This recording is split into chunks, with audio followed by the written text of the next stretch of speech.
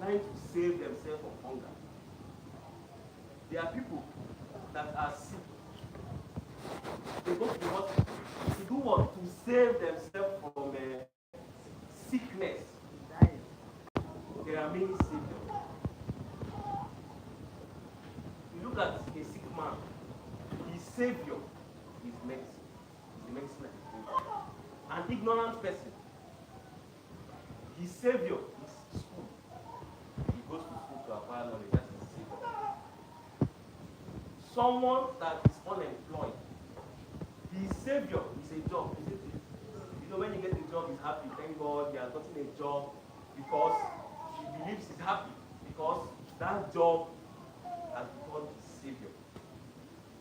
There are many saviors. Even a girl that wants to marry, she finds a husband, she's happy because her husband is her savior.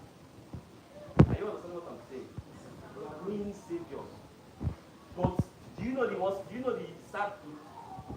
Those saviors are, can I say, those saviors are short-lived. Now those saviors are limited. Are temporal. Those saviors, there's timeline to reach. Those saviors will say, I can no longer save. We look at medicine. Yes, you go and take medicine to save you, but no matter the kind of medicine you take, to reach a point that you must die.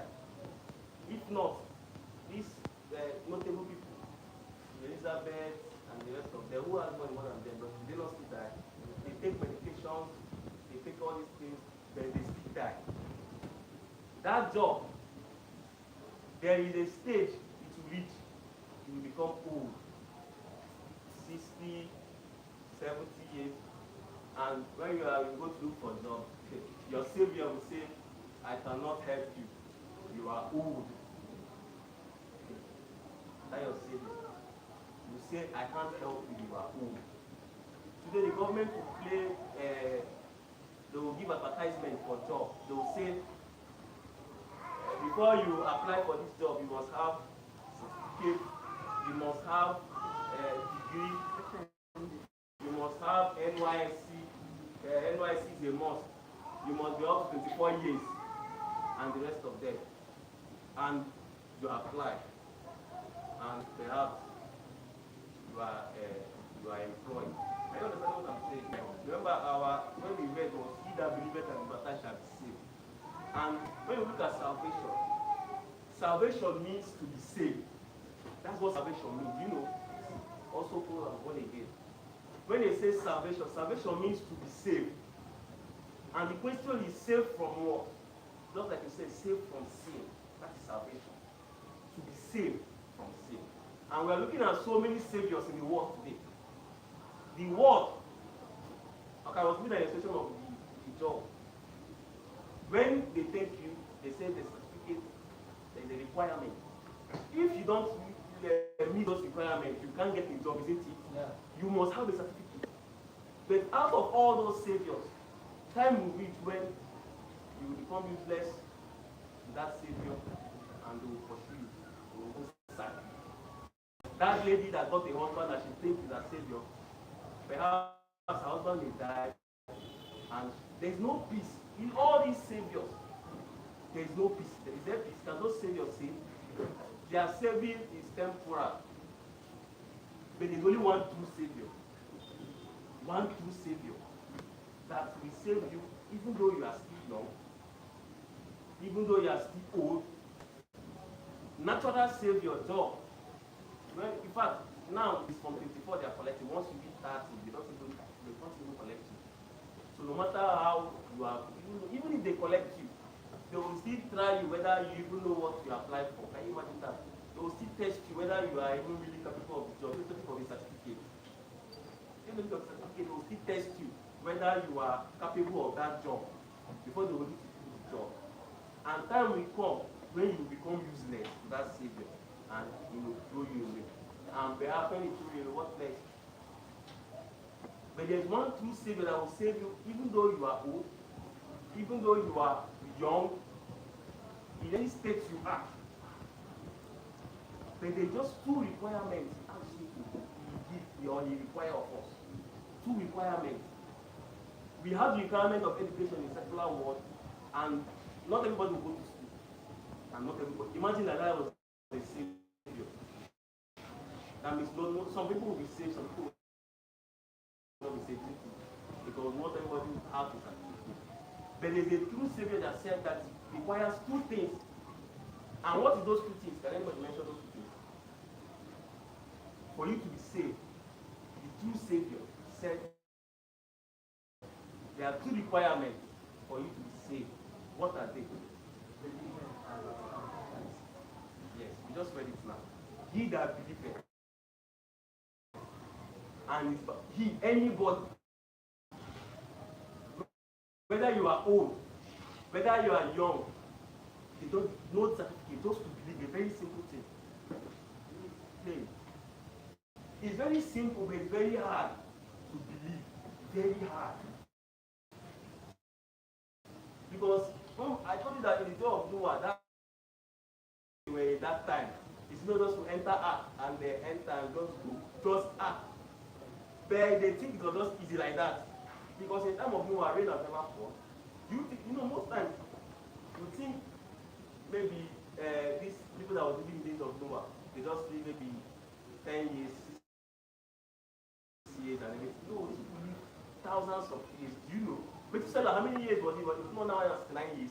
That means before God destroyed the time of Noah, those people lived years, generations. And imagine that for 1,000 years, rain has not fallen. And you come and tell me today that rain will. It doesn't start today. This is something that they have been seeing. Rain has never. Just like today, tell people that Christ is coming again, they will mock you. Because they have waited. Their father has died. Their father said Christ is coming, he did not come. In my own time, you come and say Christ is coming, say, forget that. Okay. You see, to believe is very, very not easy. Two requirements, no certificate.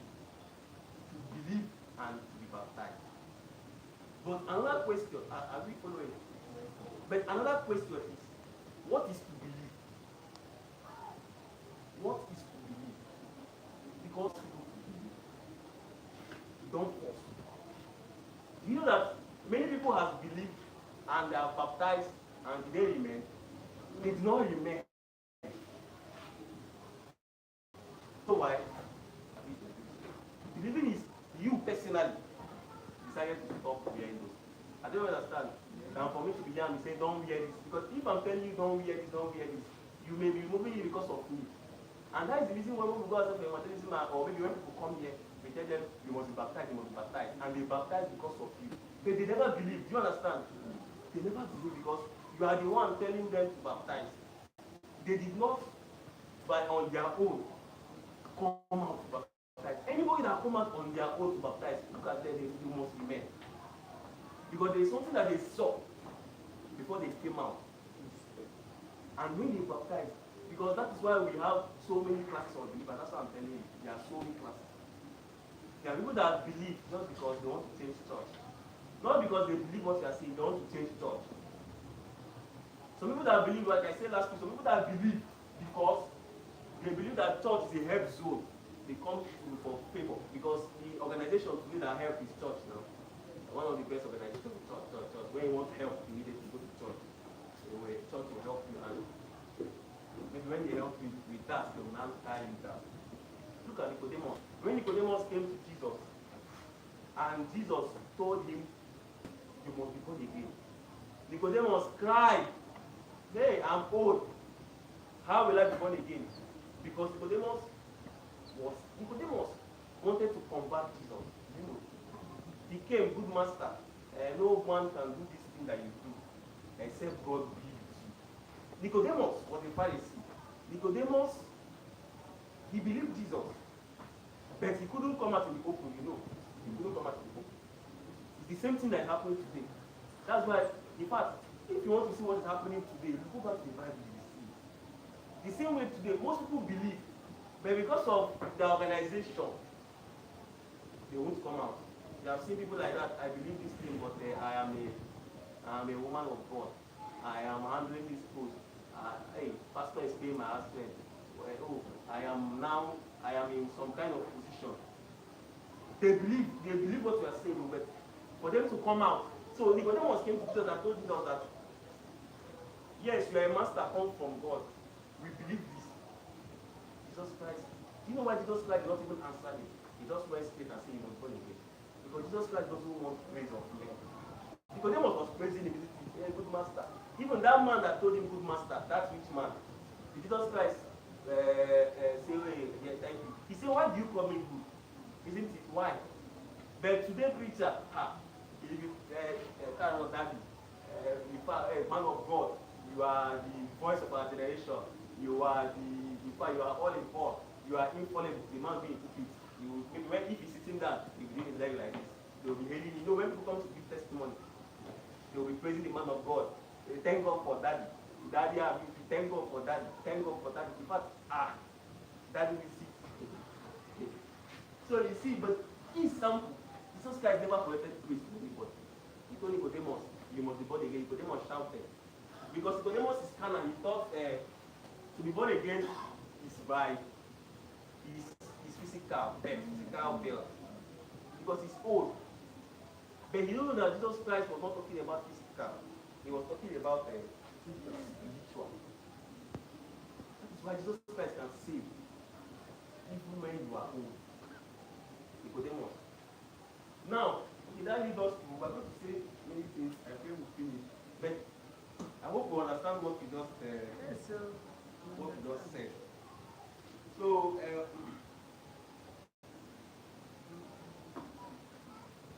now, sin.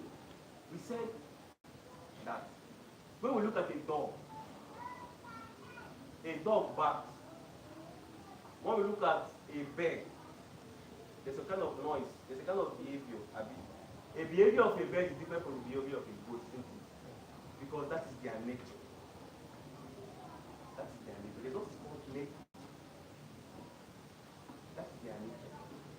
If you see a man, for example, that is quiet, he doesn't talk, very very quiet, doesn't talk, gentle. We say that is his nature, isn't it? Yeah. That is his nature. Man is made up of three things: spirit, isn't it? Soul and body. I think according to Thessalonians 5. Man is made up of three things: spirit, soul, and body. But if you look at the spirit, there is something with the spirit. Who can tell me? There's what is called soul. Remember, this true Savior, he came to save. But we want to look at how or what is coming to save. He said coming to save us from sin. And we say that us now, we are not just one person. Are we one person? We are made up of components. So that we know that Savior that came to save, because he came to save us from our sin. He that be better in battle shall be saved. And man is made up of three components.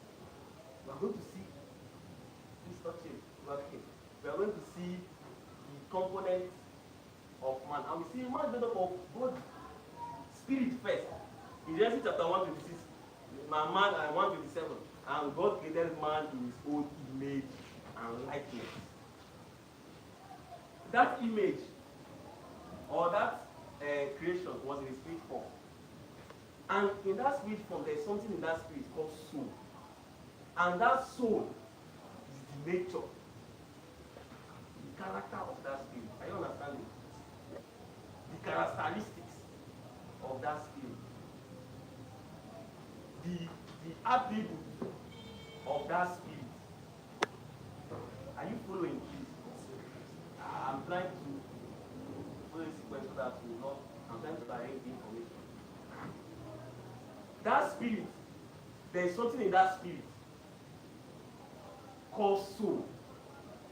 When God created Adam, he created Adam in his image, in his likeness, in his image. Meaning that Adam, the soul of Adam, when we say soul, we also call nature. The nature of Adam was God, isn't it? Adam, okay, for example,